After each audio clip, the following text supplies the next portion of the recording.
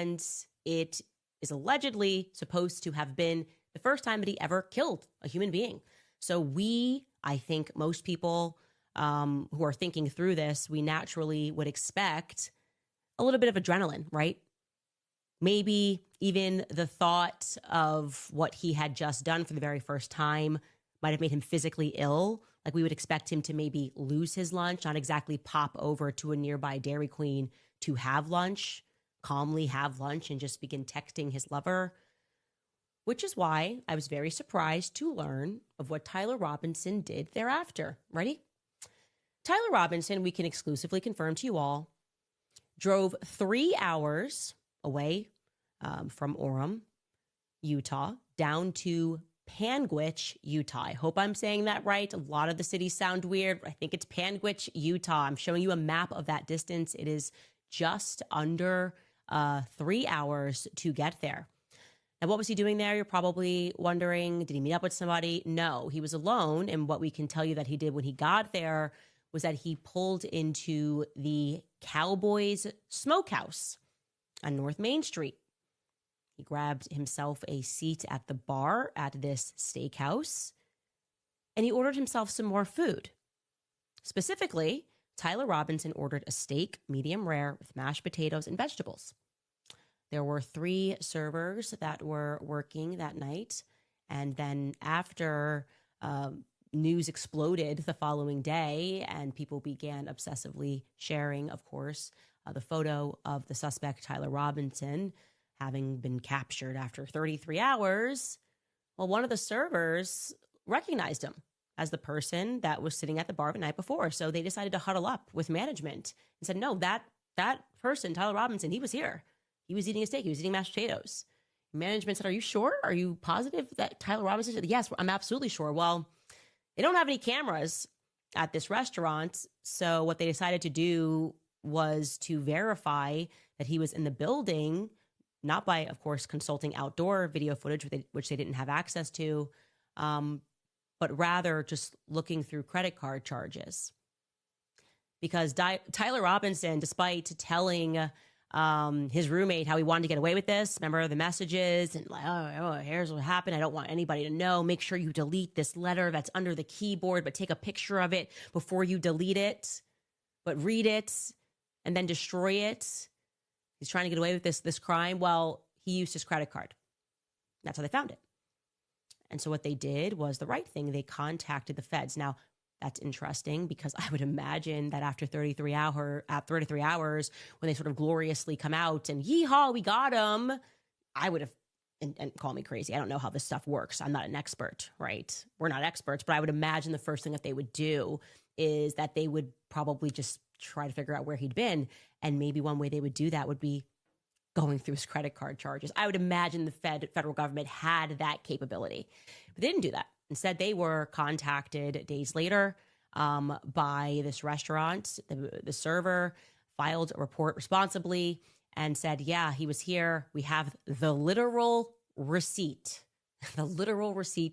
And they explained that Tyler Robinson was not very talkative. He seemed absolutely fine and normal and was texting on his phone. Maybe that's when he was sending more messages to his lover as he was eating a steak. He was sure hungry, is what I would say, but calm nonetheless. He didn't have the jitters. He wasn't scared. He was just hungry. Now, what's fascinating to me is what happens after, because again, I'm expecting that the feds would go, well, let us get down there. Let us get down to Panguitch. Let us start interviewing everybody. Let's start checking all these cameras around here to see if we've got them. No, that's all they did. They sort of were obliged to call them back and to say, okay, what happened? And then that's it. The trail goes cold. Now, remember, I told you guys that I spoke with the lawyer. This would obviously be Erica's lawyer because she's listed as the victim. And they asserted that at this part in the process, what happens next is that the investigators, separate from Erica, are supposed to be, investigating. They're supposed to be going around trying to gather more information to prove their case that this is definitely the shooter and he acted alone. I would expect that they would have gone down to this restaurant. I can tell you guys today, they have not. Nobody is interested in going down to this restaurant and speaking with these employees and speaking with people nearby and seeing what they saw and learning about Tyler Robinson's demeanor. Because it's not that kind of an investigation, guys. This is case closed. Giddy up. That's what he was. He went down and he had himself a steak after he had some Dairy Queen. Now, 3 hours is a long ride. I get it. He's probably hungry. And I get that he used his credit card because, I don't know, I guess he's Gen Z. He's never heard of like DVDs and stuff. They've always had the technological capabilities. He doesn't even know what cash is. He didn't even think about just going to an ATM and getting cash out to pull off this crime. He thought through everything else, how to scale the rooftops, how to make this happen, where exactly Charlie was going to sit. But everything else kind of falls apart afterwards. All he could think about was getting food, and he decided the best way to try to get away with murder was to use his credit card. Now, parking aside the fact that he's a 4.0 student with a perfect ACT score, that thought just never crossed his mind. It's just take cash out. So here is what our now updated timeline looks like from that day. It's been a while since we have revisited that. And I think that we also need to revisit, which we are, the Dairy Queen stop, because it had to have occurred earlier than we had initially documented. It definitely happened, but I think the time frame of the stop is wrong, because if we need 3 hours to get from Orem down to Panguitch, and I have confirmed that that happened, again, there was a literal receipt and the FBI knows about it and has that in their possession, then it's got to be earlier, right? It's got to be slightly earlier that he went to Dairy Queen, which would track for me, because if we know that he was throwing clothes out in the Dairy Queen, that's probably going to be a little bit closer to the shooting, and he's not going to hang around. So here's what we have. We have that press conference that happens at 5:30. At 5:59, Kash Patel tweets that the subject, erroneously tweets that the subject in custody has been released because, they had erroneously tweeted that they had him before that. And he says, our investigation continues. After 6 o'clock p.m. is when we are gauging the first correspondence to have taken place between Tyler and Lance based on the conversation that they were having.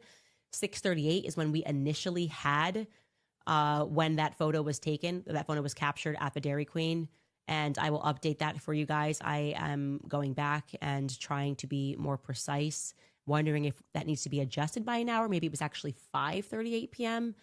and time zones were wrong. I'll follow up with you guys there. And now we can add that 8:45 p.m. That's the time approximately that Tyler turned up in Panguitch, Utah. Again, that is 3 hours away from Orem.